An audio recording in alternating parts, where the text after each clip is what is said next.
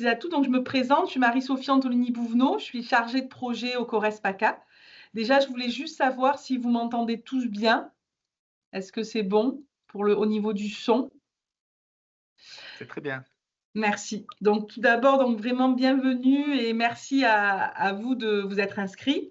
Donc, nous sommes réunis aujourd'hui donc, pour assister au deuxième webinaire sur les 5 que le CORES organise dans le cadre de la semaine de santé sexuelle. Et nous allons parler aujourd'hui de la contraception donc, et des IVG. Donc, ce webinaire, en fait, il sera suivi donc, le 9 juin par un autre qui sera consacré à la prévention à la PrEP, un quatrième le 11 sur les violences et le consentement, et enfin le dernier de clôture, le 12 juin, qui est intitulé « Inclusion et lutte contre les discriminations ». Donc, je dois vous dire là que les webinaires sont enregistrés et que les replays seront mis en ligne sur la chaîne YouTube du CORES, PACA, et aussi sur la plateforme du réseau Périnate Méditerranée. Donc, en ce qui concerne les questions, on a fait le choix donc, de les faire à la fin. Donc, ne vous étonnez pas si vos micros sont coupés dans un premier temps, pendant les interventions. Et après, on vous donnera la parole pour ce fameux temps final d'échange et de questions-réponses, donc après l'ensemble des présentations. On vous propose, si vous voulez bien, de lever la main aussi pour que l'on vous donne la parole en activant les micros, si ça vous va. Et par contre, pendant le déroulé des présentations, vous avez la possibilité de poser des questions dans le chat. Et c'est le professeur Aubert Agostini et Sophie Mariotti qui modéreront et qui pourront, pour permettre aux intervenants de répondre à vos questions. J'en profite aussi pour vous dire qu'on vous fera parvenir dans un second temps un questionnaire d'évaluation suite à votre participation, voilà, par mail, si vous voulez bien prendre quelques minutes pour y répondre. Voilà, donc aujourd'hui, on aura des regards croisés donc par différents intervenants sur les différents préjugés autour de la contraception et des JVG. Et maintenant, donc, je vais laisser la parole aux intervenants pour se présenter et commencer, si vous voulez bien, le webinaire. Donc, je donne la parole au docteur Quentin Berle et à Carole Blanchard et Marion Mornay du planning familial et le docteur Quentin Berle de Toulon, du centre hospitalier de Toulon. Merci beaucoup, Madame Antolini. Je voudrais déjà remercier les membres du CORES d'avoir proposé une telle visio sur cette thématique, avec ces 4 sujets que j'ai trouvé moi-même passionnants de pouvoir travailler, notamment ce concept de travail en binôme, que je trouve très pertinent tant sur le côté régional que sur la dualité des visions. Et du coup, je vais laisser Carole peut-être partager l'écran sur la présentation. Ok, Ou je m'en occupe. bonjour à tous. J'espère juste que je vais garder un niveau de connexion avec le partage d'écran. C'est mon petit stress là. Donc, si besoin, je prends le relais, Carole. Ouais. Ou Quentin, okay. Si... Je m'en occupe. Oui. Donc, le premier préjugé, donc, c'est l'IVG est toujours traumatique. C'est ça. Ah, tu l'as fait. Okay. Est-ce que ça marche? Oui, ouais. Parfait. Hop, pour la mettre un diaporama.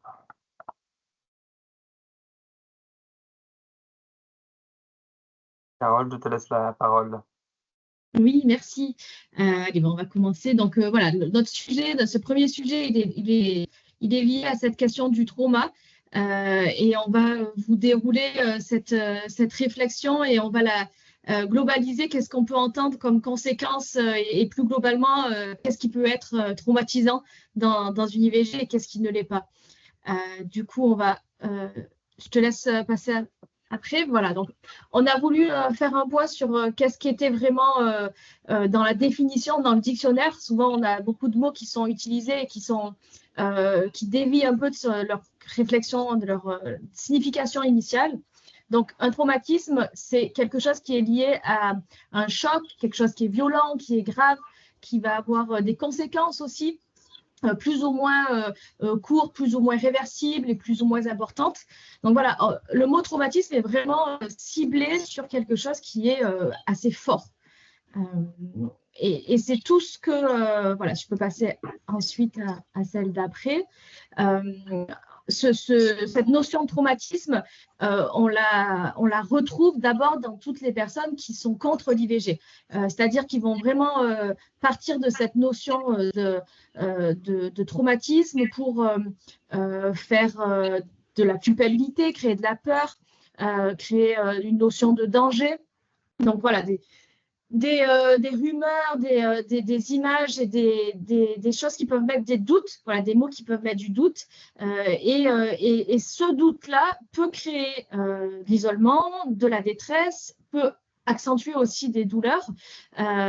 Et donc, on est tous présents, je pense, aujourd'hui ici pour voir qu'est-ce qu'on peut faire pour travailler sur cette désinformation qui elle-même est source de possibles traumatismes.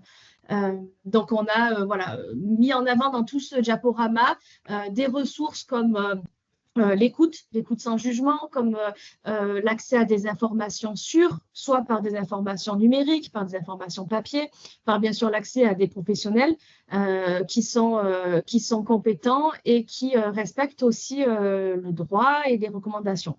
On ne va pas chercher à nier la réalité et le vécu divers parce que toutes les personnes ont une vie, une réalité avec cette IVG qui est très différente. Elle peut être conditionnée à différentes contraintes.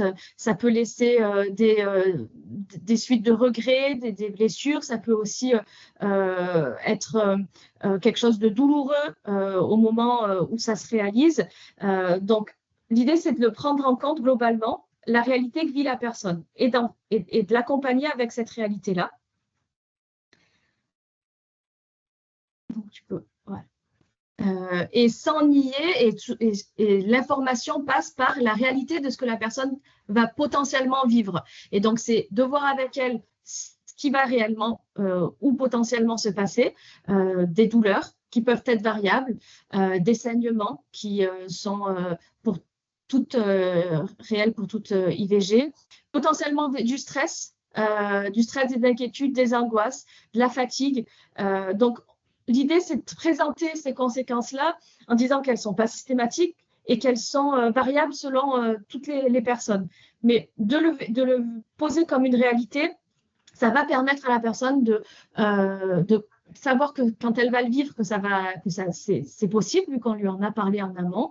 Ça va permettre aussi d'en parler avant, de prévenir et de voir comment la personne va pouvoir être soulagée en étant accompagnée, en ayant des prises de médicaments, en ayant des possibilités d'écoute avant, pendant et après.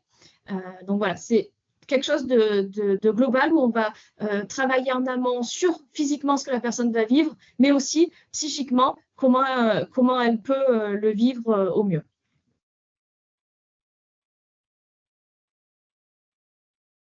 Voilà, donc comme je vous le disais, ce vécu psychologique, il peut être très variable et on peut mettre en place des outils pour faire que la personne se sente au mieux en sécurité, en l'accompagnant en amont, c'est-à-dire aussi au moment de l'entretien, voir avec elle ce qu'elle vit, quelle est sa réalité de vie, dépister les violences. C'est aussi un moment où la personne est vulnérable, donc on peut vraiment en amont avoir un rôle à jouer en tant que professionnel.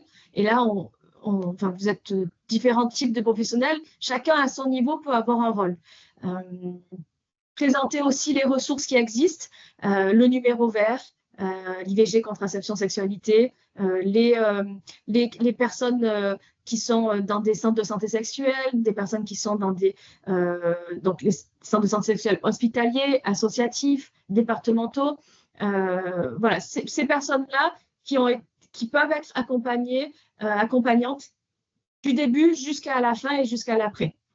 Et avec cette importance de présenter la consultation IVG, même une fois que l'IVG est terminée, même s'il n'y a plus de saignement, comme une possibilité de poursuivre, de mettre des mots sur ce qui s'est réellement passé. On parle aussi que ce soit pour les IVG médicamenteuses qui peuvent être faites à domicile, mais aussi en hospitalier.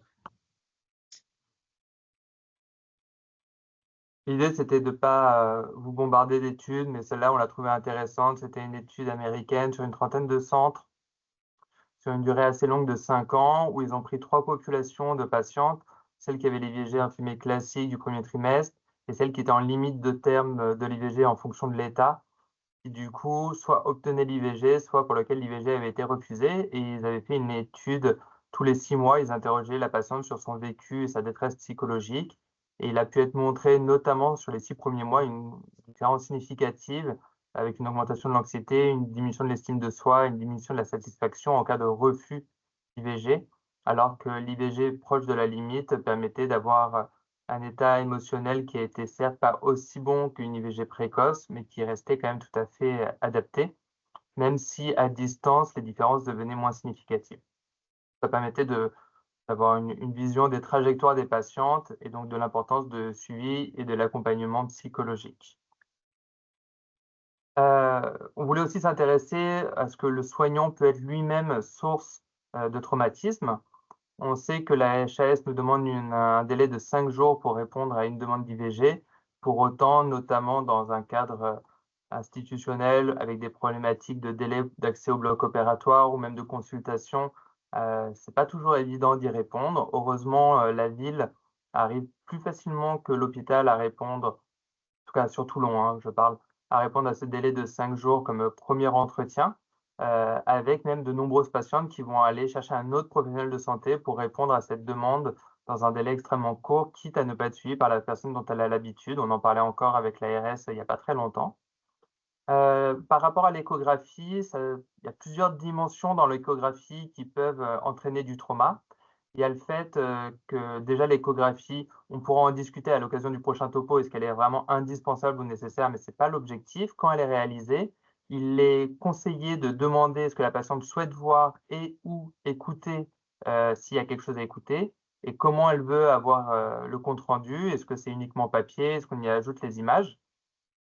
Chacune de ces étapes, si elle n'est pas demandée ou consentie, peut provoquer du trauma, quand bien même il n'y a pas toujours, heureusement, une intention de faire écouter le cœur pour que la patiente sache à quoi elle s'embarque, même si ça a déjà été malheureusement relevé dans des situations dont on parlera après. Toujours pour l'échographie endovaginale ne devrait pas être utilisée en première intention, mais uniquement en cas de nécessité. Et comme tout acte avec pénétration ou du moins geste endovaginal, il nécessite un consentement spécifique qui peut être qui doit être explicite par la patiente et qui peut être retiré à tout moment. Ça paraît évident en 2026, ça ne l'était pas tout autant il y a quelques années. On peut aussi imaginer qu'il y ait des injonctions morales qui soient véhiculées par le professionnel de santé, que ça soit l'obligation ou du moins une ordonnance quasi systématique de contraception. À la rigueur, la patiente va finir par accepter juste pour faire plaisir, mais ça ne sert à rien. La meilleure contraception, c'est celle qu'on choisit et non celle qu'on nous impose. Un bout de papier avec une contraception ne sert à rien, alors que prendre le temps, ce qui n'est pas toujours simple, de discuter de contraception, c'est la meilleure voie pour avoir une régulation des naissances en fonction des possibilités, des envies et des effets secondaires. Le jugement lié à l'âge est malheureusement quelque chose qu'on retrouve assez souvent, que ça soit vers les mineurs ou que ça soit proche de la possible ménopause ou périménopause, avec de nombreux retours d'expérience de patientes totalement inadaptées de la part de certains professionnels qui émettent des jugements de valeur très personnels sur ces considérations. Pour autant, est-ce que le professionnel n'a pas un devoir d'information quant à une réserve ou une possibilité de tomber enceinte spontanément? À titre très personnel, je trouve que c'est une thématique qui est très compliquée à aborder et que j'aborde avec beaucoup de pincettes en disant, écoutez, personnellement, je n'ai pas d'avis, mais ça me paraît aussi important qu'on puisse discuter et si vous avez un désir de grossesse et qu'on se retrouve à tel âge, voilà, dans quelle situation vous allez vous retrouver, simplement que vous ayez les éléments en essayant de ne pas donner de jugement de valeur. Et enfin, sur les IVG multiples, on entend beaucoup dans les couloirs ou dans les repas entre nous aussi pour débriefer, ce qui n'est pas une mauvaise chose, hein, des jugements de valeur sur le nombre d'IVG et sur le fait qu'elle utilise l'IVG comme une contraception. La position du soignant doit rester totalement neutre. Ça peut être intéressant de se poser la question justement de la contraception ou de ses modalités d'IVG ou comment elle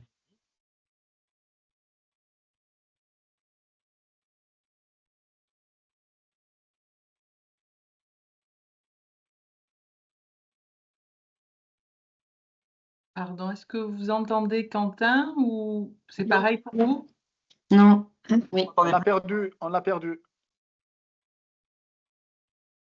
Peut-être je peux poursuivre On peut pendant prendre qu'il la règle suite, son ouais. problème. Ouais. Mais effectivement, on entend beaucoup, oui, c'est quelque chose qu'on peut entendre que les femmes utilisent l'IVG comme moyen de contraception, et on peut aussi se dire que c'est quelque chose qui appartient aux femmes et pas aux soignants. C'est-à-dire que si une femme préfère faire 1 ou 2, voire 3 IVG dans sa vie, plutôt que de s'enquiquiner avec un moyen de contraception quotidien, en fonction de sa sexualité, de la fréquence de ses rapports fécondants, etc., c'est son choix. En fait, on n'a pas à émettre un jugement de valeur là-dessus. Et effectivement, tous ces jugements peuvent tout à fait avoir un impact sur le vécu de l'IVG. Quentin, tu nous as retrouvés? Ah, moi, j'ai ma Alors, on caméra, voulait... j'ai mon micro qui marche. J'ai rien fait. Vous m'entendez pas? Si, Si, on ça entend. y est, on t'entend. Ah bon, bah Si, c'est j'ai rien revenu, fait. c'est tout bon. Du coup, je voulais vous présenter. Bah, vous me dites si vous me perdez. On voulait vous Vas-y. présenter dans ce centre parce que l'échographie retrouve pas mal de problématiques liées à l'IVG.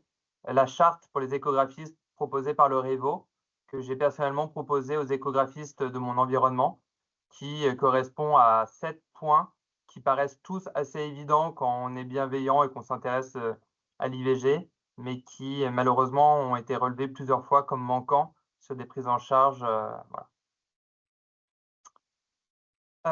Je vous laisse, du coup. Ouais. Marion, tu veux...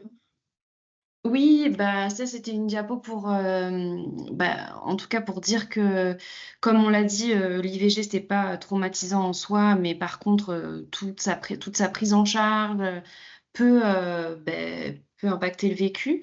Et du coup, quand il y a eu quand il y a eu une mauvaise prise en charge, on peut déjà essayer de la repérer. C'est-à-dire quand on peut demander à une personne en demande d'IVG, est-ce qu'il y a eu des demandes, est-ce qu'il y a déjà eu des IVG dans le passé? Pas pour culpabiliser, et d'ailleurs on peut expliquer pourquoi on pose la question. Est-ce que vous avez peut-être des connaissances par rapport à ça, et comment ça s'est passé la première IVG? Et dans ce cas-là, des fois, c'est l'occasion de revenir sur un vécu douloureux.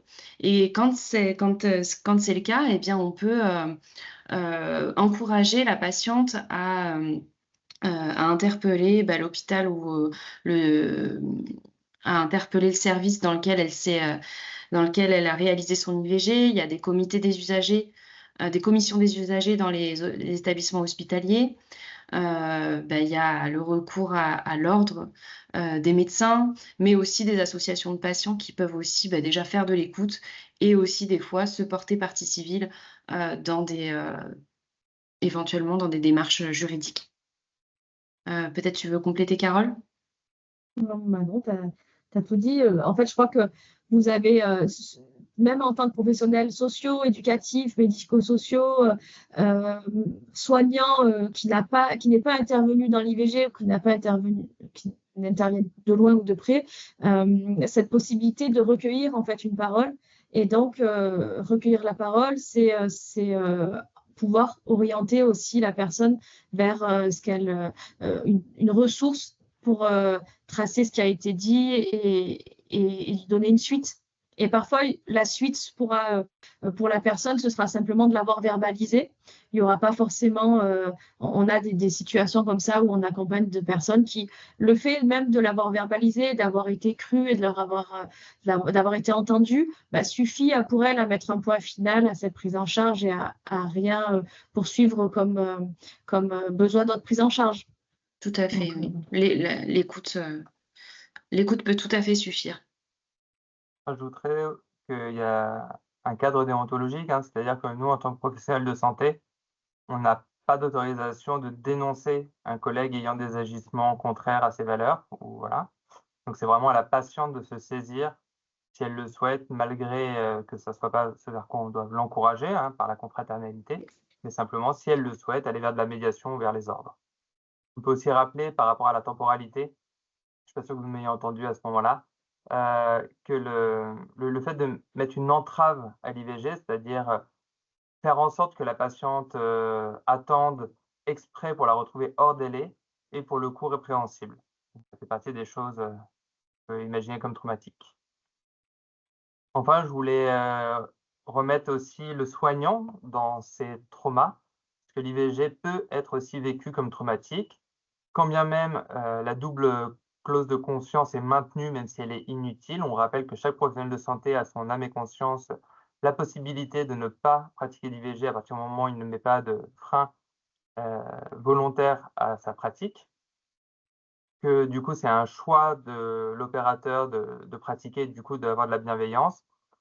Pour autant, notamment dans les IVG chirurgicales et grâce au travail de Perrine Mazet, on a pu mettre en évidence que ce n'était pas toujours simple de les faire, quand bien même on était OK ou qu'on était même impliqué dans la démarche, et qu'on pouvait travailler sur comment améliorer ce vécu en travaillant, pourquoi pas en binôme, en faisant le suivi excusez-moi, en faisant le suivi entre la consultation et le bloc opératoire pour comprendre qu'est-ce qu'on fait et en continuant à se former et en étant supervisé afin de travailler ensemble et de pouvoir débriefer des situations. Je vous laisse finir. Pour conclure, Oui, j'ai l'impression, effectivement, pour reprendre la slide d'avant, que d'encourager le lien avec la patiente, quoi, que les médecins ne soient pas des simples opérateurs et des personnes qui font des IVG à la chaîne, mais qu'il y a un vrai lien avec les patientes aussi. C'est voilà, pour conclure, encore une fois, l'IVG n'est pas traumatique et que c'est vraiment important de ne pas colporter cette idée. Parce que des fois, on le fait sans le vouloir, ou en tout cas, on peut dire que c'est grave, que c'est pas anodin. Enfin voilà, le mot traumatique, il n'est pas forcément utilisé en tant que tel, mais on vient quand même colporter cette idée alors que l'idée, c'est plutôt de dire que les vécus sont diverses. Et oui, des fois, en fait, c'est anodin dans la vie d'une personne, un IVG, et c'est OK que ça soit anodin. Et oui, des fois, c'est douloureux. Voilà, de redire que les vécus sont diverses. Voilà. Est-ce que vous voulez rajouter aussi autre chose, Carole et Quentin? Moi, de mon côté, c'est parfait. Ben, merci à vous pour cette présentation autour du traumatisme. Je vais laisser peut-être les participants s'ils veulent, si vous voulez mettre des questions au niveau du chat et on y reprendra après à la suite des interventions. N'hésitez pas à laisser vos questions et on pourra faire une synthèse au fur et à mesure et y répondre par la suite. Donc, si vous voulez bien maintenant, on va continuer sur les IVG, le deuxième préjugé, que sont les IVG rendent stériles. Donc, c'était aussi Carole et Marion avec le docteur Giacomo Servoli et Camille Charin qui vont nous parler de ce lien entre IVG et stérilité. Voilà, bonjour. En fait, Bonjour. il n'y a pas de lien. Voilà, donc c'est tout de suite tranché. Mais on peut commencer la présentation. Je vais partager. Ouais. Ça vous va? Allez. Et si vous voulez, je le fais aussi, hein, n'hésitez pas. Marie-Sophie, si tu vois, moi je vais couper ma caméra et Ok, tu présentes, ça va, sinon je peux le faire. Merci beaucoup, Carole.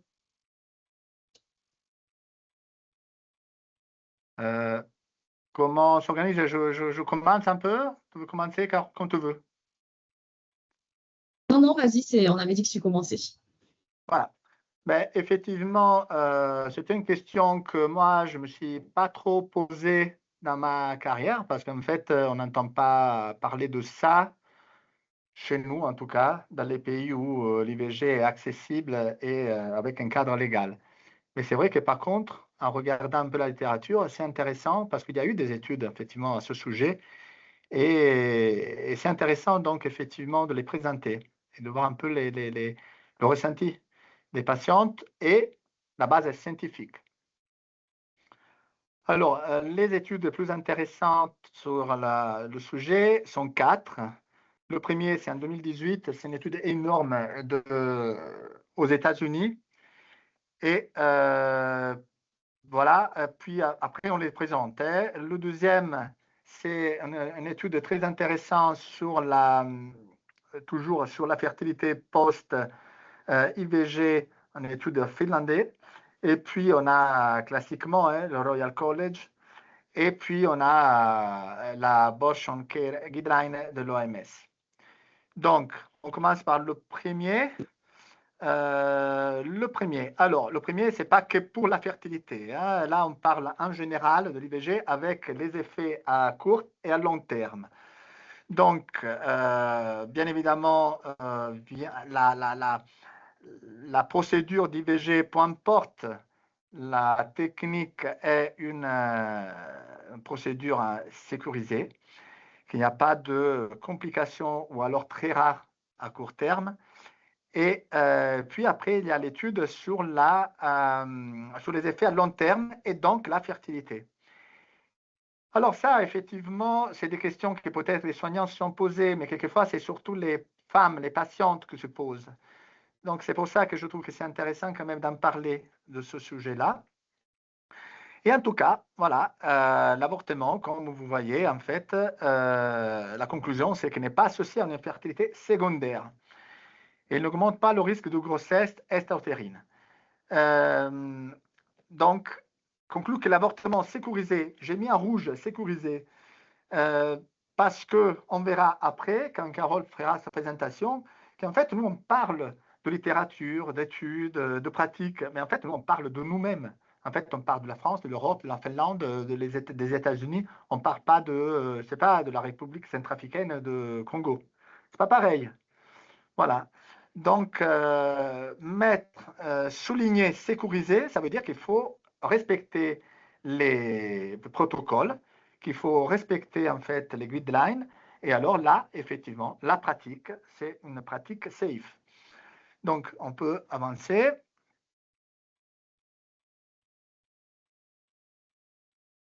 La deuxième étude, c'était une étude finlandaise qui a été faite sur un bon nombre de patientes, hein, sur 88 000 patientes qui ont eu recours à l'IVG en Finlande. Et le rapport y concluait aussi que l'IVG n'augmentait pas le risque d'infertilité future pour les patientes qui avaient eu recours. Toujours pareil, sur des IVG bien protocolisés. L'autre étude. L'autre étude, c'est plutôt les Royal College, on peut avancer. Et pareil. Alors là, par contre, c'est intéressant parce qu'ils ont fait vraiment une recherche focalisée sur l'IVG en essayant de rendre propres les données. En fait, voir effectivement, donc l'objectif c'était de voir s'il y avait voilà, un retour à long terme sur la fertilité des patientes qui avaient bénéficié d'une IVG. Et on bien confirmé qu'effectivement, il n'y avait pas du tout d'impact, même sur les avortements multiples. Et ça, c'est intéressant aussi. C'est pour ça que je l'ai mis, je l'ai souligné, parce que ça, c'est quelque chose que quelquefois, même les médecins ont en tête, surtout quand on faisait les DNC. Effectivement, les avortements, parce que ça vient de là en fait, les avortements multiples pouvaient impacter effectivement sur la fertilité. Et donc, elle restait un peu dans la tête des professionnels. Et donc, après, les professionnels passent aux patientes, les patientes passent entre elles. Et donc, elle restait un peu quand même une petite idée que les avortements multiples pouvaient impacter. Ben non, avec les procédures modernes et modernes entre guillemets pour éviter la DNC et les procédures voilà, protocolisées, il n'y a pas de problème sur les avortements multiples sur la fertilité. Donc là, on peut avancer et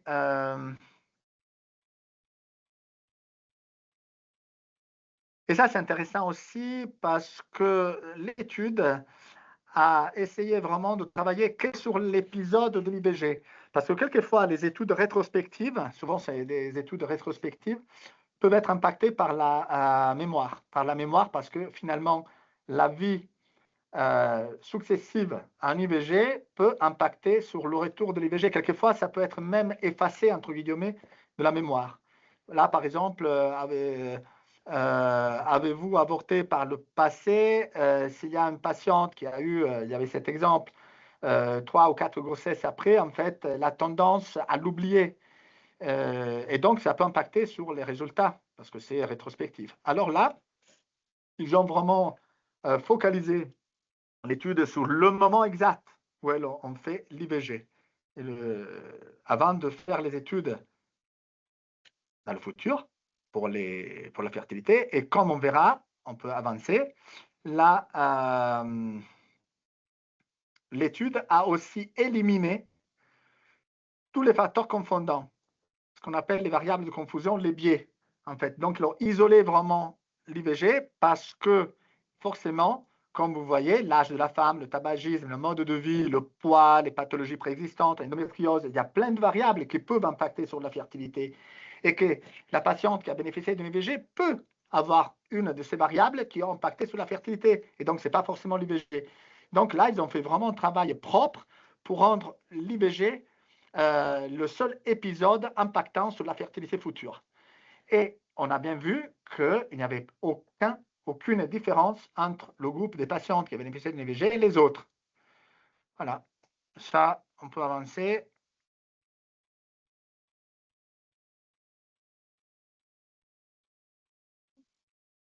Mondiale de la santé, dans ses directives, il rappelle que du coup, une IVG pratiquée selon des protocoles recommandés en fonction du pays dans lequel elle est faite, il n'impacte pas sur la santé reproductive ni la fertilité des femmes. Encore une fois, on parle des IVG légalisées et protocolisées au niveau médical. Donc, finalement, les 4 études qu'on a reportées, qui sont les plus intéressantes, les plus importantes, confirment qu'il n'y a pas d'impact sur la fertilité pour les patientes qui bénéficient d'une IVG. Ça, il faut vraiment le dire. Il y a des données scientifiques, c'est clair, certaines, il n'y a pas de discussion là-dessus. Par contre, il y a quelques petites variables qu'il faut en tenir compte, qui sont... Voilà, là, il y a la question sur ces variables-là. Certaines situations sont-elles plus à risque? La méthode peut avoir un impact sur le risque et le délai aussi. Alors, la méthode, oui, on peut avancer. Alors, on reste quand même sur des risques rares. Donc, la méthode Karman, qui aujourd'hui est préconisée, indiquée, et on arrête de faire le curettage, effectivement, il y a une différence. Il y a une différence, vous voyez. Là, il y a un tableau où on voit effectivement l'impact qu'il pourrait avoir. Tout à l'heure, quand on a évoqué effectivement les avortements multiples, c'était effectivement, comme je vous disais, sur le curettage, sur le DNC. Donc, le risque de syndrome d'Asherman était présent. Aujourd'hui, les syndromes d'Asherman, on ne les voit pas beaucoup. Hein. Moi, honnêtement, les dernières années, je les ai vus de moins en moins. Alors qu'il y a 20 ans, moi, je me rappelle que les syndromes d'Asherman, quand on faisait les hystéroscopies, on les trouvait. Alors ça, c'est mon expérience, hein, ça ne compte rien, mais quand même, c'est une expérience de terrain pratique. Et voilà, donc on peut avancer. Et sur le délai, qui est l'autre, effectivement, variable qui peut impacter, parce qu'effectivement, les risques à court terme, oui, voilà. Plus les grossesses elles sont avancées, plus la méthode et l'interruption de grossesse en elle-même, elle peut être un peu plus à risque, notamment le risque d'hémorragie utérine, le risque de perforation utérine, le risque de déchirure du col au moment de l'intervention, le risque de rétention ou le risque d'infection post-aspiration. Et les risques à long terme sur la fertilité, ils sont plutôt rares. Donc le syndrome d'Asherman avec les adhérences, c'est ça ou l'incompétence cervicale qui est exceptionnelle. Vous voyez bien que là, on parle de méthode chirurgicale. Hein, voilà. Je voulais juste, à la fin de ce déroulé-là, faire passer le message qu'effectivement, il n'y a pas d'impact sur la fertilité des IVG, mais qu'en même temps, il faut essayer de respecter les protocoles, les procédures et surtout d'éviter les délais. d'éviter, oui, les délais, Les comme on a retards de dit tout prise à en l'heure, charge. oui, les retards de prise en charge. Ça peut effectivement après être un argument sur les échographies et les grossesses précoces. Comme on a dit tout à l'heure, en fait, le délai, c'est vraiment une variable intéressante, importante, et surtout à éviter qu'il y ait trop de délai. Parce qu'après, le délai, ça entraîne quoi? Que la prise en charge avec des médicaments passe à une prise en charge chirurgicale. Et les choses, comme vous voyez, en fait, changent un peu. Donc, on reste toujours avec des complications hyper rares et qui ne vont pas de toute manière impacter à long terme sur la fertilité, mais quand même, c'est pas la même. C'est pas la même. Donc, voilà, il faut privilégier effectivement des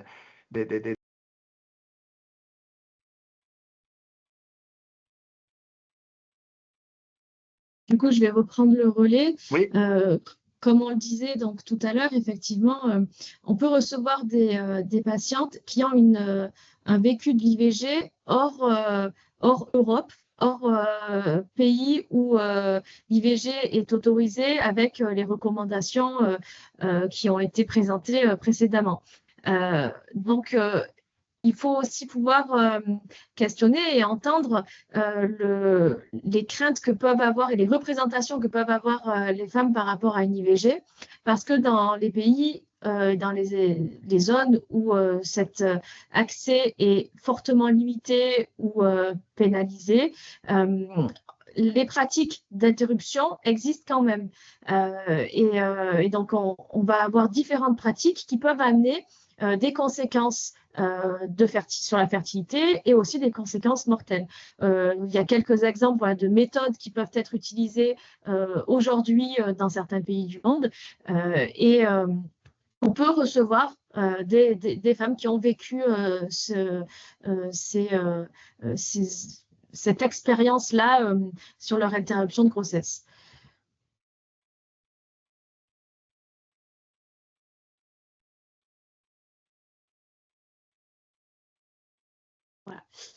Donc voilà, l'idée, c'est comme on le disait sur la précédente, le précédent diaporama sur le traumatisme, c'est vraiment d'aller vers la personne pour la questionner sur ses représentations, mais aussi sur ses peurs. Arriver en disant à la personne, vous n'avez pas à avoir de peur parce qu'il n'y a pas de risque, c'est faire un raccourci qui peut du coup mettre de côté les questions des personnes qu'elles vont taire et qu'elles vont garder comme une peur et donc engendrer potentiellement des difficultés lors de la prise en charge. Donc voilà, n'hésitez pas à proposer un temps d'écoute, de poser directement cette question sur les peurs qui peuvent exister, qui peuvent être ressenties, et donc de pouvoir rassurer en cohérence avec les peurs qui sont exprimées. Et je vais passer la parole à ma collègue Marion sur cette dernière slide. Ouais, tu peux avancer en fait la slide, Carole? La suivante. Oui, parce que c'est les idées reçues perdurent. En tout cas, on parlait des anti-choix tout à l'heure, mais moi, je vois pas la bonne slide à l'écran, Carole. Ça bouge pas. Mais oui, les anti-choix colportent encore une fois cette idée, diffusent l'idée que ça pourrait être dangereux pour la santé, notamment de faire plusieurs IVG, enfin une IVG et encore plus d'en faire plusieurs dans sa vie. Ça pourrait rendre ça pourrait avoir un impact sur la fertilité et plus largement la santé des personnes qui avortent. Voilà, c'est ce qu'on peut entendre aussi et voir sur des sites anti-choix. Est-ce que vous voyez comme moi pas la bonne slide ou... Ah voilà, merci. Est-ce que tu peux mettre celle d'avant? Là, c'est la place de la réduction des risques dans un désir d'IVG. Juste celle d'avant, merci. C'était pour...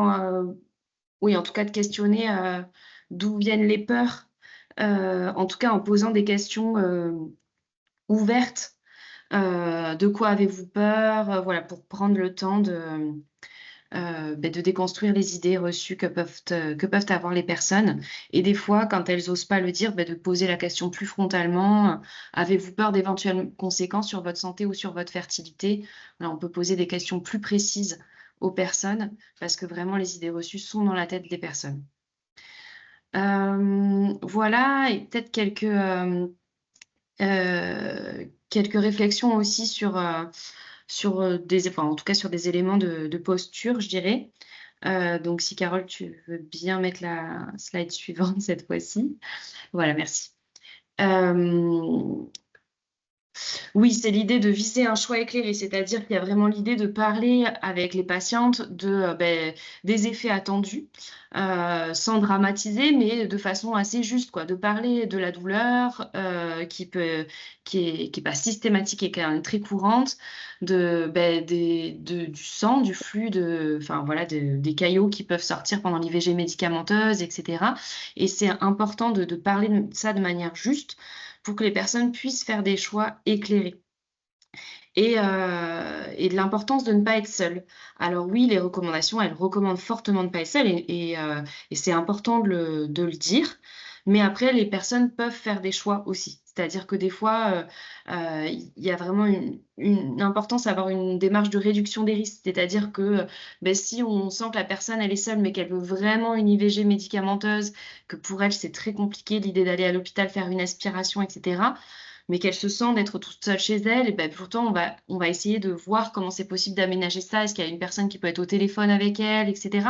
Parce que si on prend la décision pour elle de dire ah bah non, les recommandations c'est de pas être seule chez soi, ben moi je vous refuse l'IVG médicamenteuse, de toute façon elle va aller la voir ailleurs, puis elle adaptera son discours. Donc autant plutôt l'encourager à être authentique et à travailler avec elle ses ressources et ses stratégies. Voilà. Parce que parce que ça, voilà, si elle est au courant des risques qu'elle prend, c'est quand même quelque chose de vous n'êtes pas en tant que soignant, vous n'êtes pas responsable non plus. Enfin, voilà, tant qu'elle a les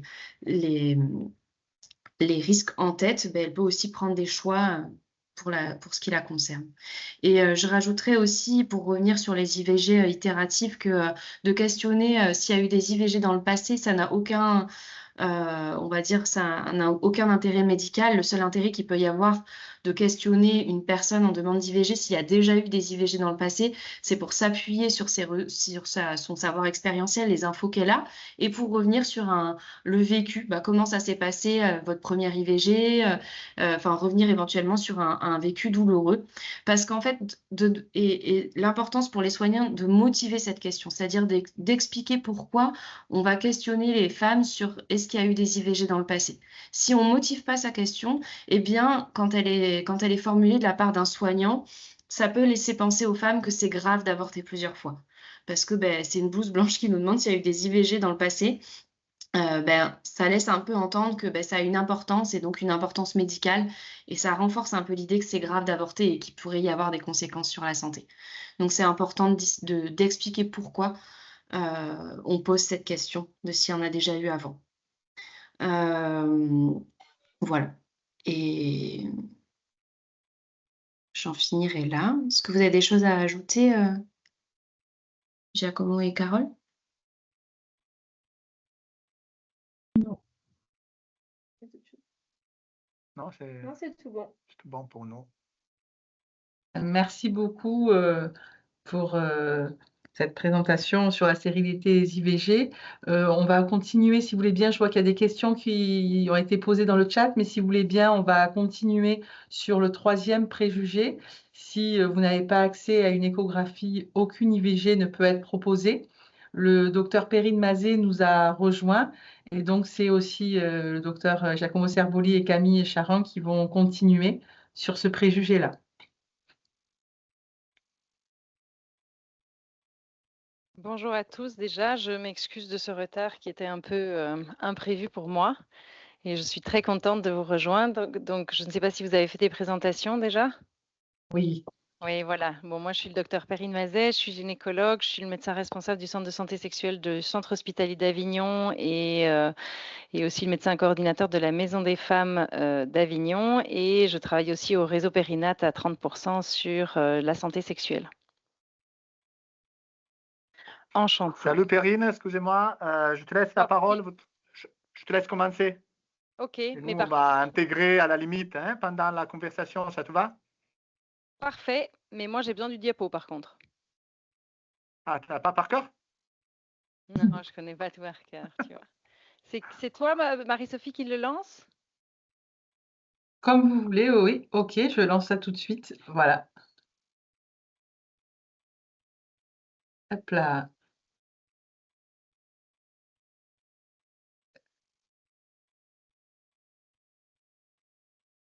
Je vais- Certainement, il apparaît. Voilà, est-ce que vous le voyez bien apparaître? C'est bon pour tout le monde? Oui, tout à fait. Super. J'ai eu un petit délai.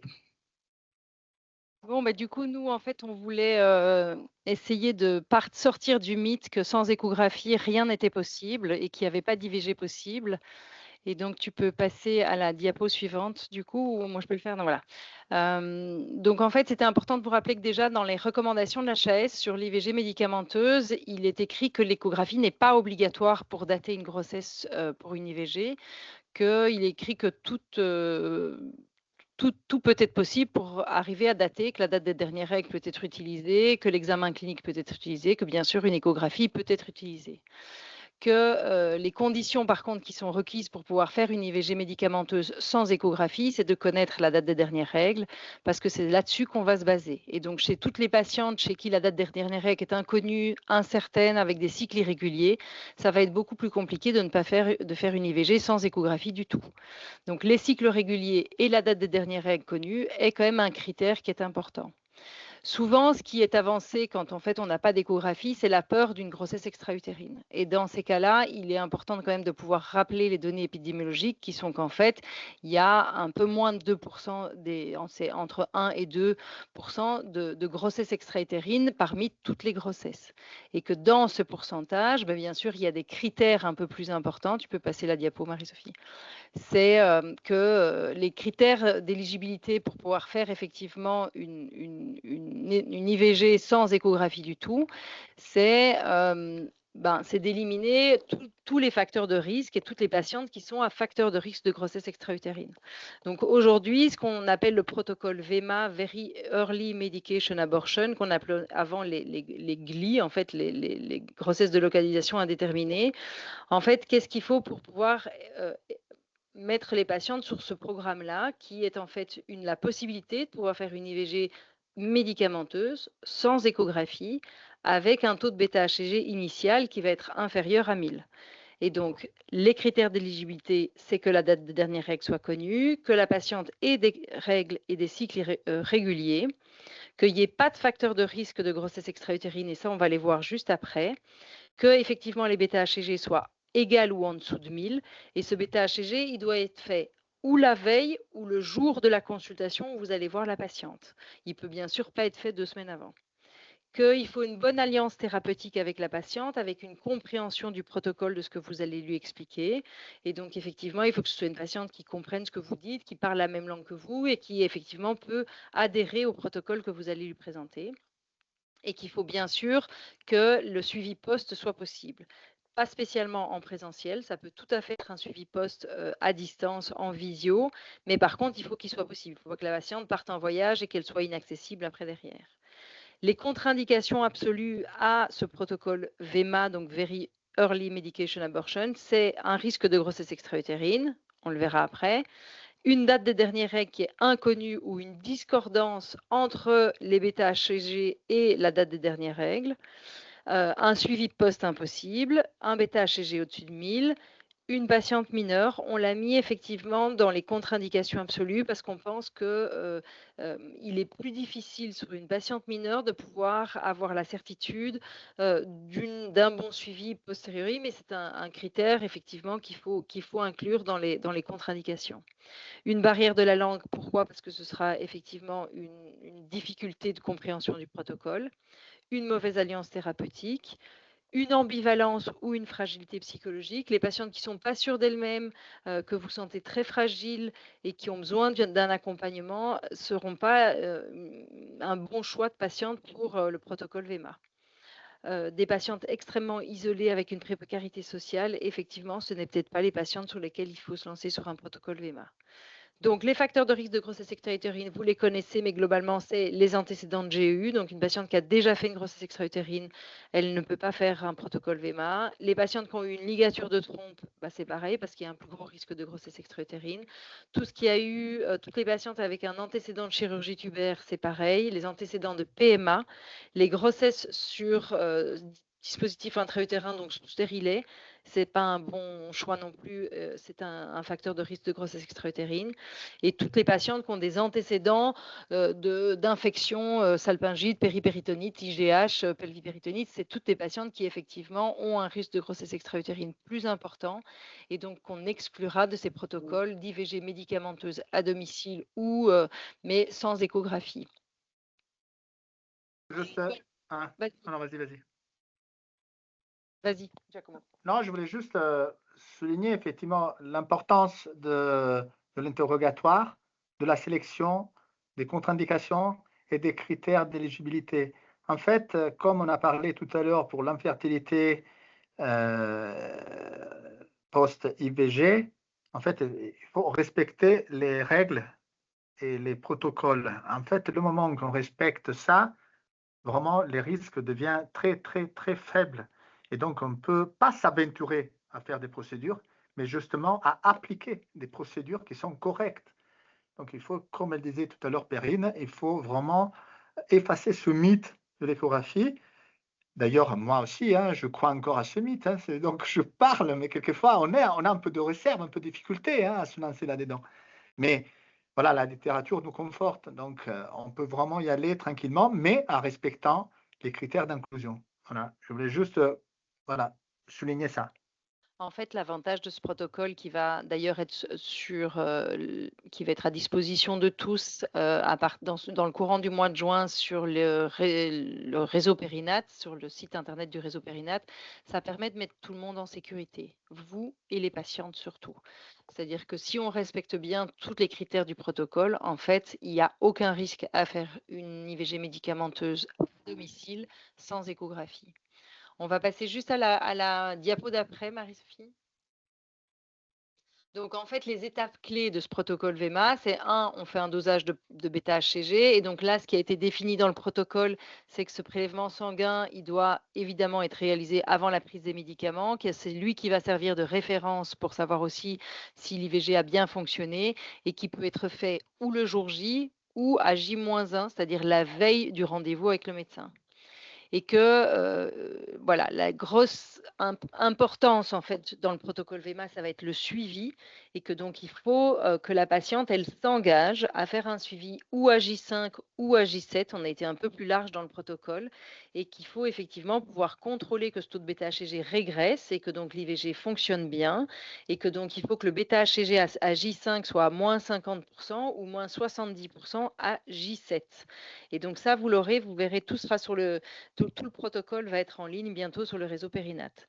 Et donc, il faut une consultation de suivi qui va être entre J8 et J10 et qui permet effectivement de pouvoir voir avec la patiente que tout s'est bien passé, qu'il n'y a pas de douleur résiduelle, qu'il n'y a pas des saignements qui sont anormaux et que tout s'est bien passé. Et donc, cette consultation, elle est importante et elle est obligatoire dans le contrôle des IVG médicamenteux sans échographie. Et c'est ça qui permet aussi l'évaluation clinique et de confirmer le résultat de bêta-HCG. Donc, les deux critères aussi importants, c'est que le résultat de bêta-HCG, enfin les prises de sang, que ce soit à J0 ou J-1 et à J5 ou J7, soient faites dans le même laboratoire et que ça ne doit pas être le laboratoire de l'hôpital si c'est fait à l'hôpital, ça peut être dans n'importe quel laboratoire, mais que la prise de sang soit faite au même endroit. Et donc, cette consultation à J8, elle peut tout à fait se faire en visio. Il n'y a pas besoin de voir la patiente de vivo. Si, bien sûr, il y a un souhait d'un pose de stérilet ou d'un pose d'implant, il faudra la voir en vrai. Mais par contre, sinon, si c'est pour la mise sous pilule, tout ça peut se faire effectivement en visio. Donc ça, c'est vraiment important. Et d'ailleurs, dans le protocole VMA, il y a non seulement le protocole qui est écrit, mais il y a un autre papier qui est le consentement de la patiente. C'est-à-dire que la patiente, il faut qu'elle consente à dire qu'elle a bien compris comment ça va se passer, à dire que la grossesse extra-utérine ne peut pas être éliminée à 100%. Et que donc, pour se mettre en sécurité, il faut qu'elle fasse un contrôle de bêta-HCG entre J5 et J7 et qu'il faut qu'elle fasse la consultation de suivi entre J8 et J10. Et donc, il y a aussi une fiche d'information pour la patiente. Donc, ces 3 papiers-là seront effectivement disponibles dans le courant du mois de juin avec tous les autres protocoles sur le réseau périnatalité PACA Corse. Je peux prendre la slide d'après? J'ai un peu anticipé ce que je viens de dire, mais donc voilà, c'est ça, que le patiente, elle fasse un consentement éclairé, qu'elle atteste d'avoir compris qu'au vu du terme très précoce, une grossesse extra-utérine n'a pas pu être formellement éliminée, que le suivi biologique post-IVG est indispensable et qu'en cas de symptômes, douleur pelvienne, métrorragie, malaise, elle doit consulter en urgence. Donc voilà, tout sera sur le réseau Périnate. Je vous le promets pour fin juin, pas avant. Je voulais reprendre un moment juste la parole, parce que là, c'est le protocole. Ça, c'est surtout vraiment concentré sur la prise en charge médicale, justement. Mais il faut quand même en tenir compte de l'importance de l'échographie pour la patiente. Il faut voir effectivement ce qui est possible, c'est-à-dire la VMA, voilà, et ce que la patiente aussi souhaite. Nous, j'ai vu qu'en ligne, il y a aussi Juliette Klipfeld, qui est la responsable, celle qui finalement a travaillé au podcast de l'IVG. Et quand on écoute effectivement les patientes, vraiment la chose qui sort, c'est vraiment la communication, le choix, et surtout le choix de la patiente. Toutes les patientes sont différentes. Il y en a qui préfèrent voir l'écho, il y en a d'autres qui ne préfèrent pas. Il y en a qui les rassurent d'avoir quand même un écho qui confirme une grossesse, il y en a d'autres qui ne veulent pas. Donc, ça ne veut pas dire que si ce protocole est proposé, qu'il faut l'appliquer à toutes les patientes. Je pense que ça, il faut en tenir compte parce qu'un compte, c'est avoir cette possibilité et un compte est quand même l'appliquer à la patiente si la patiente le souhaite. Ça, il faut vraiment faire attention, je pense. Comme d'ailleurs tous les protocoles et toutes les communications qu'on fait avec des patientes qui demandent un IVG. Oui, c'est évident qu'il faut qu'effectivement la patiente elle adhère au protocole. C'est comme pour tout. De toute façon, une IVG elle sera mieux vécue et elle sera toujours bien vécue si c'est le choix de la patiente. Donc le choix reste Absolument. primordial, que ce soit le choix de la méthode, que ce soit effectivement le choix du lieu, tout est important et c'est pour ça que c'est vraiment important d'écouter les femmes. Absolument. Parce que par exemple, alors peut-être que c'est un peu banal, mais peut-être que la patiente qui ne voit rien parce qu'on ne fait pas l'écho, elle préfère par contre dire oui, mais si la grossesse n'est pas évolutive, alors pourquoi je dois accéder à un IVG alors que peut-être que ça prend un IVG? Alors ça, c'est vraiment une pensée très banale. Mais voilà, il y a des patientes qui pourraient le faire, ce type de pensée. Donc il faut faire un peu voilà, attention à comment on propose les choses, je pense.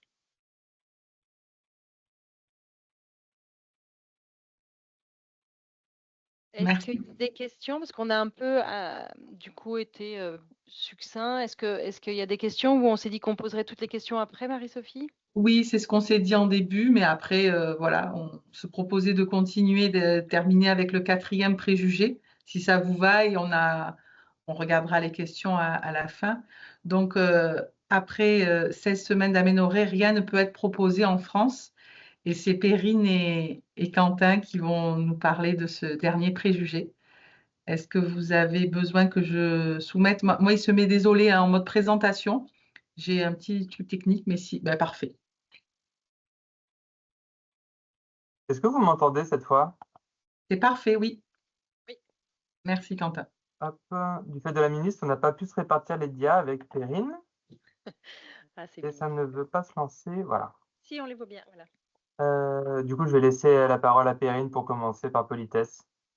C'est gentil, Quentin. Donc, le mythe, c'est après 16 semaines, on ne peut rien proposer en France. Eh bien non, ce n'est pas vrai. En France, il exige beaucoup de choses. Donc, bien sûr, le cadre légal de l'IVG a fixé un seuil à 16 semaines d'aménorrhée. Et donc, au-delà de cette semaine d'aménorrhée, il n'est plus possible de faire une interruption volontaire de grossesse. Et que c'est ce qu'on appelle, après ça, la femme, elle se retrouve en délai dépassé. Donc, juste pour vous redonner un tout petit peu des chiffres, en France, en 2023, il y a eu plus ou moins 250 000 IVG en France qui ont été enregistrés, avec un recours de 17 pour 1000 femmes entre 15 et 49 ans. Ça, c'est les chiffres de la DRES 2024. Mais qu'on sait qu'il y a une part non négligeable de femmes qui partent en fait à l'étranger après 16 semaines pour réaliser une interruption volontaire de grossesse. Alors ce chiffre, il est très opaque, il est très compliqué de l'avoir. On l'estime plus ou moins entre 3 000 et 5 000 IVG par an. Mais ce n'est pas un prix psychique et un prix réellement qui n'est pas nul. Nous, dans le sud de la France, les patientes ont plutôt tendance à partir vers l'Espagne, où il faut savoir que légalement, ils disent 24 semaines, mais que dans la vraie vie, c'est plutôt 22. Pourquoi? Parce qu'en fait, une fois qu'elles arrivent avec une échographie que nous, on a faite, elles arrivent le lendemain là-bas. Systématiquement, l'échographie dit 2 semaines de plus. Et que donc, en fait, le prix est en fonction de la datation. Et que ça coûte plus ou moins, alors ça dépend du terme, entre 800 et 1200 euros, 1500 euros même dans certains établissements. En Hollande, ils vont jusqu'à 24 semaines avec 5 jours de réflexion et que le prix moyen est entre 1000 et 1200 euros.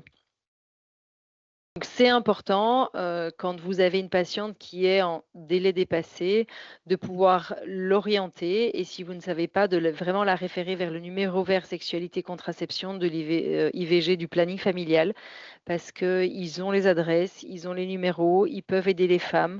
Il y a aussi le chat Parlons Sexualité ou la permanence d'écoute du planning familial 13, mais il y a quand même vraiment des solutions et on va pouvoir leur proposer des choses.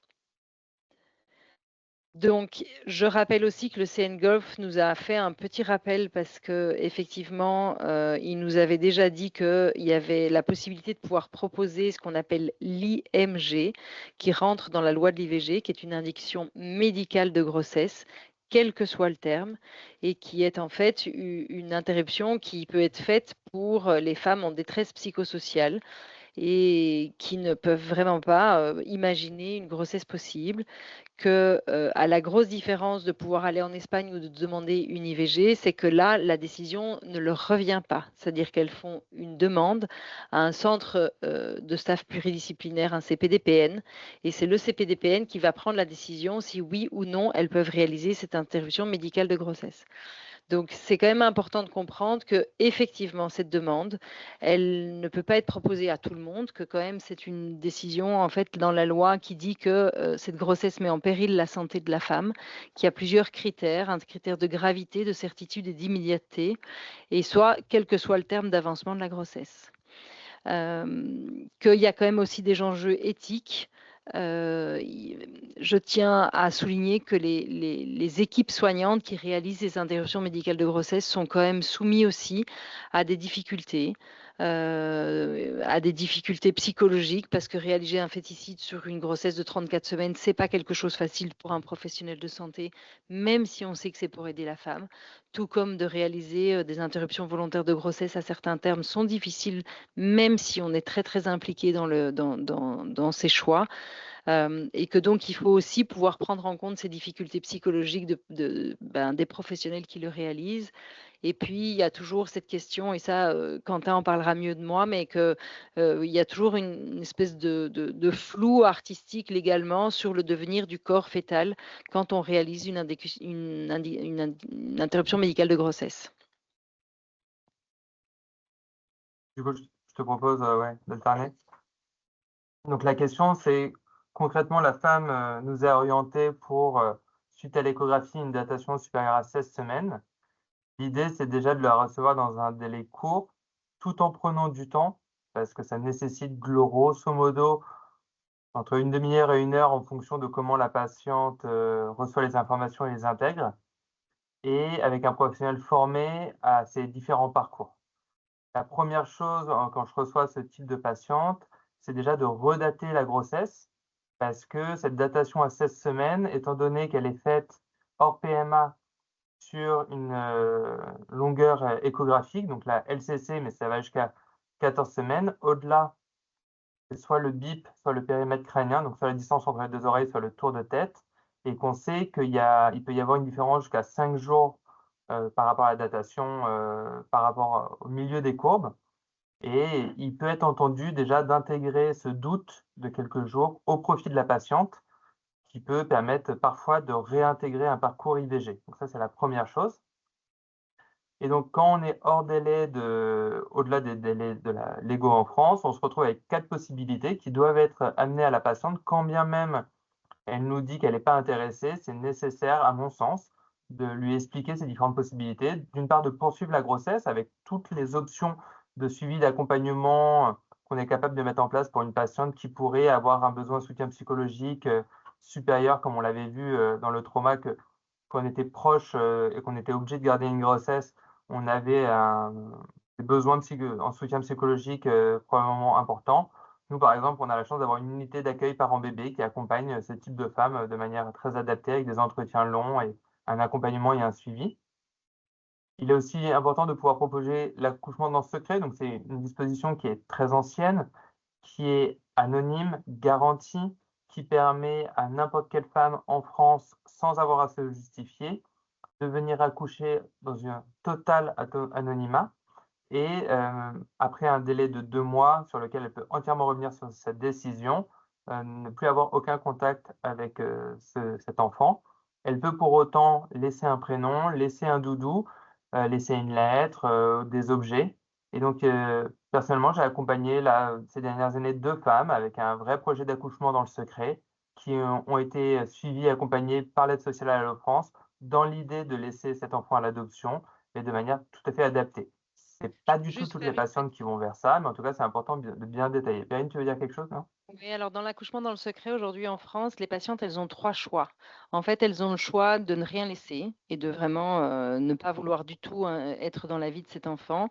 Elles ont le choix de laisser leur nom et de rester ouvertes, et que si l'enfant, un moment dans sa vie, décide de savoir qui est, en tout cas, sa génitrice et sa mère biologique, elle peut le demander du coup au CPDPN, qui aura le nom et qui pourra le donner à l'enfant à ce moment-là. Et elle a un troisième choix, qui est le choix de ce qu'ils appellent le pli fermé, c'est-à-dire qu'elle a le droit en fait de laisser son nom dans un pli fermé, et que si un jour l'enfant décide de savoir qui est sa mère biologique, il va s'adresser au CPDPN qui lui dira bah, écoutez, je vais poser la question à la mère. Et c'est la mère qui décidera à ce moment-là. Et que donc, en fait, au moment où l'enfant pose la question, après ses 18 ans, mais jusqu'à la fin de sa vie, si la mère, à ce moment-là, décide qu'elle ne veut pas lever le secret, le secret ne sera pas levé, mais que si elle décide à ce moment-là que oui, elle veut révéler son identité à cet enfant, elle pourra le faire. Donc, c'est les 3 choix qui sont laissés aux femmes qui font un accouchement dans le secret. Merci pour ces précisions. Par rapport à l'IVG à l'étranger, on a détaillé l'Espagne et les Pays-Bas. Les Royaumes-Unis, c'était surtout vrai avant. Moi, j'en ai pas entendu parler récemment. Par rapport aux Pays-Bas, Perrine a évoqué le délai de réflexion de 5 jours. Il est important à noter il peut commencer à partir de vous. C'est-à-dire, vous pouvez, en tant que professionnel français, dire cette patiente a fait une demande d'interruption et ce délai débute à partir de maintenant, même si elle est orientée au bout de 4-5 jours aux Pays-Bas. Par rapport au prix, moi j'ai eu des prix jusqu'à plus de 2 000 euros pour les patientes au-delà de 20 semaines en Espagne. Et enfin, il y a ce parcours d'IMG maternelle pour péril ou détresse psychosociale avec autonomie partielle qu'on va détailler juste après.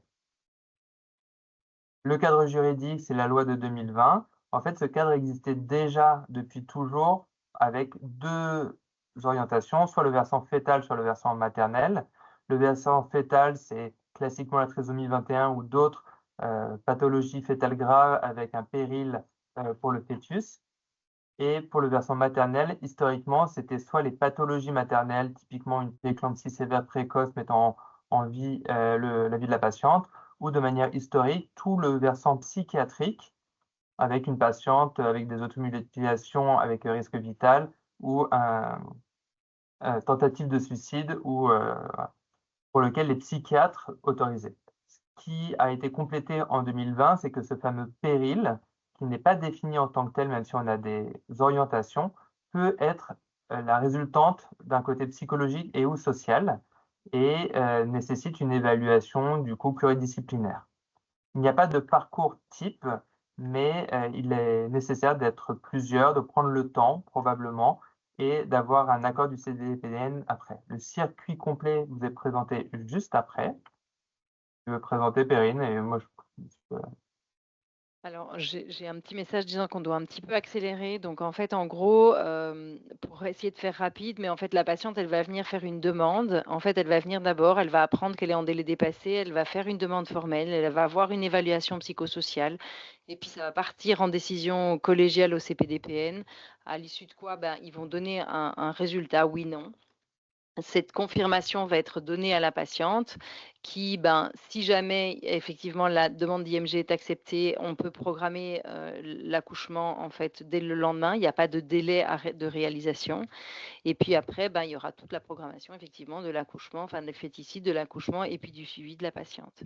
Ça nécessite un accompagnement de la patiente important aussi au niveau psychologique, mais aussi un accompagnement des professionnels. Et ça, vous savez que voilà, c'est quelque chose auquel je suis très vigilante parce qu'effectivement, pour que nos patientes aient le choix des IMG au long cours et des IVG au long cours, il faut prendre soin des professionnels de santé qui le réalisent.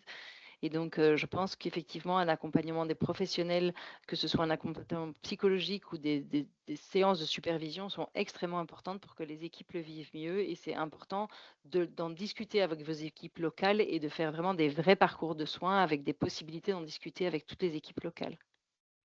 Juste en étant très rapide, il n'y a pas de parcours type, il n'y a pas de décision prévisible. Ça reste vraiment des situations singulières. Et j'aimerais aussi rajouter la contraception n'est ni obligatoire ni systématique. Et la décision de féticide, c'est des problématiques de terme, mais ne doivent pas être un frein si la détresse est présente. Voilà. On a accéléré, hein. On pourra répondre à toutes les questions. Merci beaucoup à vous deux pour ce dernier préjugé. Et je vais laisser la parole au professeur Robert Agostini et à Sophie Mariotti pour répondre aux questions et animer un petit peu, si vous voulez, les débats suite aux questions qui ont été posées dans le chat. Merci Marie-Sophie. Donc déjà, j'ai mis dans le chat l'accès aussi du réseau Méditerranée. Donc vous retrouverez bientôt tous les protocoles comme tous les protocoles pardon, comme Perrine l'a spécifié. Vous aurez aussi le replay des webinaires ainsi que les topos. Je vois aussi que Carole a mis le lien direct vers le site Parlons Sexualité, qui est un site de référence aussi pour accompagner au mieux les patientes et les professionnels. Il y a une question dans le chat. Après, vous pourrez poser bien évidemment vos questions en levant la main. On vous donnera la parole.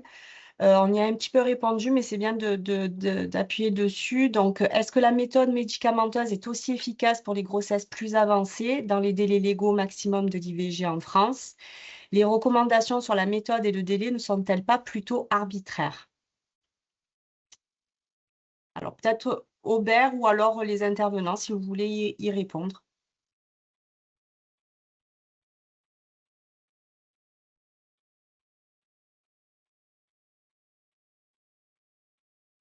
Bon, je Vas-y, Perrine. bonjour à tous. Ah, pardon, Perrine voulait prendre la parole. Non. Non, je te laisse parler, Aubert. Alors, tout d'abord, merci pour avoir organisé ce webinaire et félicitations pour toutes ces présentations avec des mises à jour très récentes. La question était si l'IVG médicamenteuse était plus efficace pour les grossesses plus avancées. En termes d'efficacité, disons que c'est toujours pareil. Si on note le succès, l'expulsion et l'arrêt de la grossesse, oui. Après, si on note le taux de patients qui ont complètement évacué, chirurgie versus IVG médicamenteuse, là, on est quand même en défaveur de l'IVG médicamenteuse, puisque souvent, il y a besoin d'un geste secondaire. Donc, c'est pour ça qu'il faut quand même que la patiente ait, à mon avis, une possibilité de choix entre les deux techniques, ou alors que vraiment elle soit avertie quand même du risque élevé de gestes endo-utérins secondaires.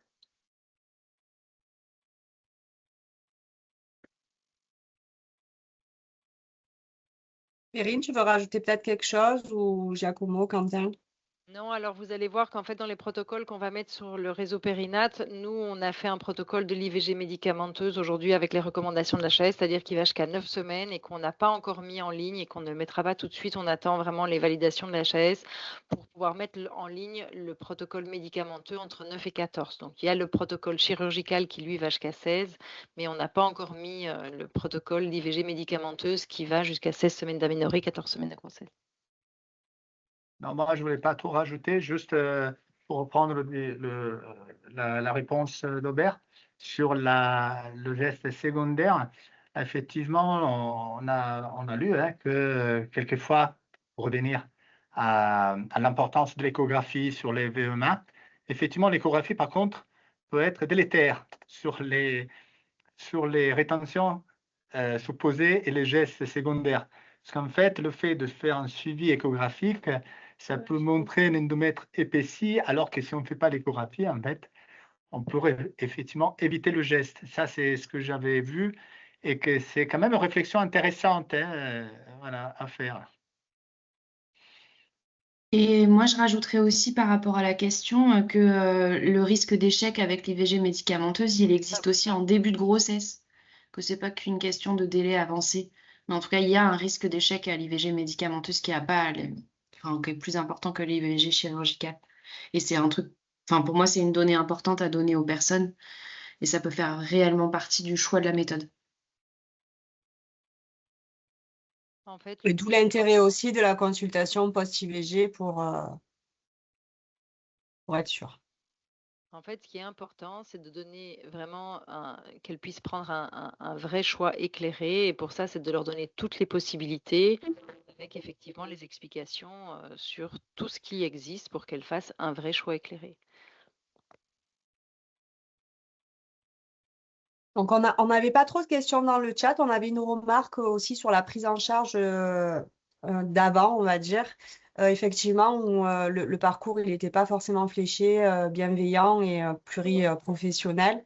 Donc, on voit que les modalités de prise en charge, elles évoluent dans le bon sens. Est-ce qu'il y a des questions peut-être des participants en direct? Il suffit de lever la main au niveau de votre écran et on pourra vous donner la parole. En attendant, je pourrais rebondir sur les deux précédents topos. Sur le premier qui était l'IVG et traumatisme. Bon, bien sûr, je rejoins tout ce qui a été dit. Par contre, c'est important de plus parler de traumatisme, alors pas dans le cadre de l'IVG, mais dans le cadre de la grossesse non désirée.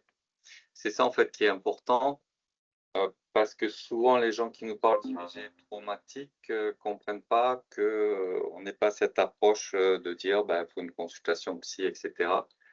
Mais en fait, il faut prendre le temps de leur expliquer que le problème, ce n'est pas l'IVG qui est traumatique, le problème, c'est la grossesse non désirée. Et en fait, quand elle est poursuivie, la grossesse, alors soit effectivement, elle se termine avec un accouchement sous X ou différemment, mais après, c'est aussi du non-dit et ça peut aussi impacter après la relation mère-enfant quand c'est une grossesse qui est menée à terme.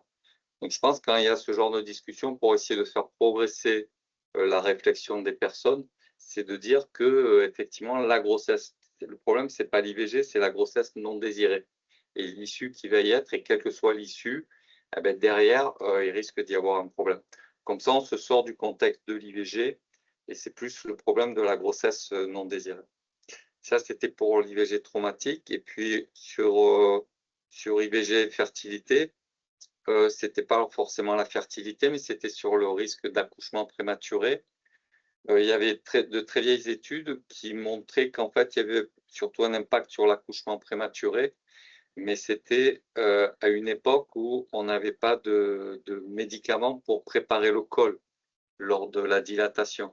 Et il est fort probable qu'à ce moment-là, lorsqu'il y avait des dilatations cervicales, on était plus traumatique et que ce lien qui existait avec les études anciennes, où probablement il y avait un risque d'accouchement prématuré, ce lien aujourd'hui, il n'a pas été mis en évidence, puisque les cols sont préparés avant des dilatations lorsqu'on fait une IVG instrumentale. Voilà, sinon une fois de plus, merci pour ces topos qui étaient super.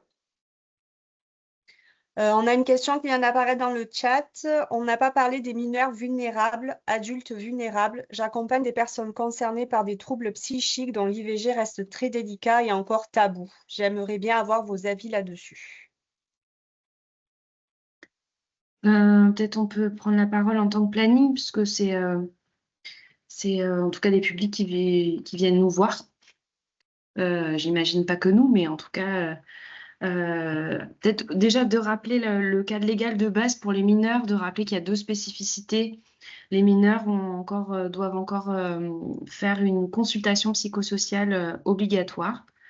Donc, c'est pour ça qu'il y a des conseillers, conseillères conjugales et familiales dans les centres de santé sexuelle et dans les services IVG.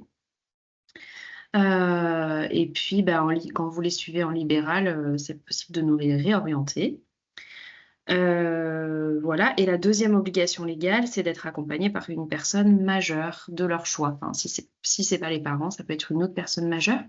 Et nous, au planning, on a un réseau de bénévoles qui peut prendre soin d'accompagner les mineurs à leur rendez-vous. Voilà, donc n'hésitez pas si vous, en tout cas pour les mineurs sans autorisation parentale, ou en tout cas que vous de manière générale, que ce soit des mineurs ou des majeurs, si vous sentez de la vulnérabilité, un besoin d'écoute, de l'ambivalence, de la précarité plus, en tout cas, on a des permanences sans rendez-vous, on prend le temps, voilà, il y a en fait toutes nos permanences d'écoute qui peuvent accompagner des profils vulnérables, qui peuvent servir pour les personnes vulnérables. Voilà. Est-ce que tu veux rajouter quelque chose, Carole? Oui, je pense en particulier. Alors, vous avez nommé troubles psychiques. En tout cas, on reçoit des personnes qui ont des troubles cognitifs, des handicaps moteurs, handicaps mentaux. Et en fait, il y a différents outils qui peuvent exister pour arriver à permettre à la personne d'exprimer ses désirs, exprimer ses choix éclairés, des outils de discussion, des outils visuels, voilà, et qui permettent une discussion. Donc, il y a le centre ressources Intime Agir aujourd'hui qui permet aussi d'avoir un soutien sur spécifiquement la vie affective, relationnelle et sexuelle des personnes en situation de handicap, qui peut apporter un soutien et des ressources, qui sont en train de construire aussi un annuaire de structures compétentes. Mais voilà, à peu près dans tous les centres de santé sexuelle, les cancers conjugales et familiales peuvent avoir ces outils-là aussi qui peuvent permettre d'utiliser des supports permettant l'information et la discussion, en particulier sur l'IVG. Et ça peut être utile plus globalement sur la santé sexuelle d'utiliser ces supports-là. Donc, on va avoir des pictogrammes, on va avoir des poupées, des livrets, des poupées sexuées, des livrets dans différents temps FALC, faciles à lire et à écrire. Donc, ce sont des supports qui permettent de comprendre les besoins de la personne, de lui permettre d'exprimer ses désirs, ses choix, ses questions, et donc d'avoir un dialogue en relationnel. Moi, je vais juste rappeler aussi ce qui est légal, c'est-à-dire que toute patiente mineure, vulnérable ou pas vulnérable, a besoin d'avoir une consultation psychosociale qui est obligatoire, que les conseillères conjugales dans les centres de planification, dans les centres de santé sexuelle sont extrêmement compétentes pour faire effectivement ces entretiens. Ça permet vraiment, en général, aux mineurs de pouvoir cheminer sur l'IVG qu'ils sont en train de faire. Donc ça, déjà, c'est une chose. La deuxième chose aussi, c'est que je voulais juste rappeler que pour les patientes qui sont sous tutelle ou sous curatelle, elles sont tout à fait aptes à prendre leur décision d'IVG, qui n'a absolument pas besoin, ni pour les patientes sous tutelle, ni les patientes sous curatelle, d'avoir l'accord de la curatelle ou de la tutelle. C'est le même droit pour tout le monde. Il n'y a pas de spécificité pour les personnes en situation de handicap. Donc, on doit aussi rechercher un choix éclairé. Et peut-être ce qu'on peut rajouter, c'est que les conseillères peuvent aussi recevoir les parents ou les familles. Et donc, dans des situations de complexes, de situations familiales, ça peut être intéressant aussi de proposer à la famille une prise en charge d'écoute.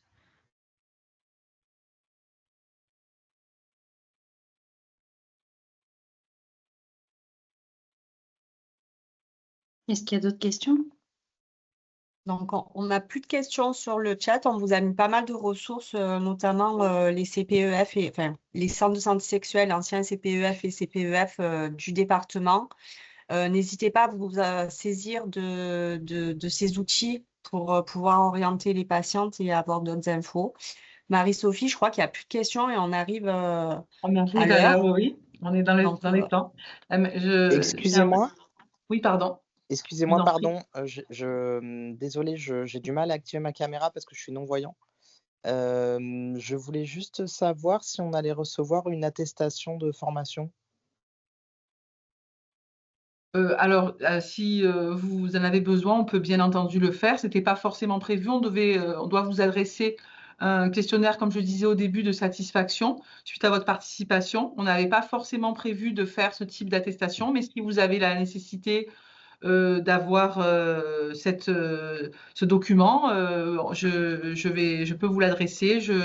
J'en parlerai au secrétariat du CORES qui vous adressera ce document. N'hésitez pas à nous D'accord, adresser un mail peut-être au CORES PACA avec les éléments qui doivent apparaître sur le document et on vous fera ça, sans souci. d'accord, très bien. Merci. Je vous Et en est-ce prie. que je peux demander également le numéro vert, s'il vous plaît, parce qu'il a dû s'afficher quelque part, mais du coup, je n'y avais pas accès, le numéro vert IVG, dont vous avez parlé Oh. plusieurs fois. Alors, c'est le 0800 08 11 11. Je le mets dans le chat aussi.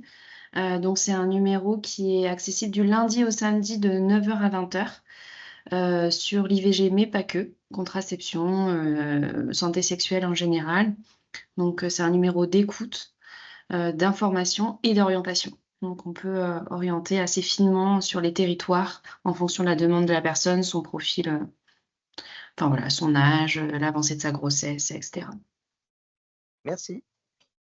Je vous en prie. Donc, je vais remercier vraiment tous les intervenants, les modérateurs aussi et les participants. Merci à tous pour votre participation et la richesse de ces échanges. Et donc, vous recevrez ce questionnaire de satisfaction et les replays seront mis en ligne, comme on vous disait, sur la chaîne YouTube du CORES et sur la plateforme du réseau Périnat Méditerranée. Voilà. Encore merci à toutes et tous. Merci. Merci, à bientôt. Merci Et vous pour pouvez votre encore vous écoute. inscrire si vous voulez sur les prochains webinaires. Voilà, si vous avez besoin, n'hésitez pas à écrire au CORES PACA, on vous adressera le lien d'inscription. Merci, au revoir. Merci à toutes et tous. Au revoir. Au revoir. Bonne fin de journée.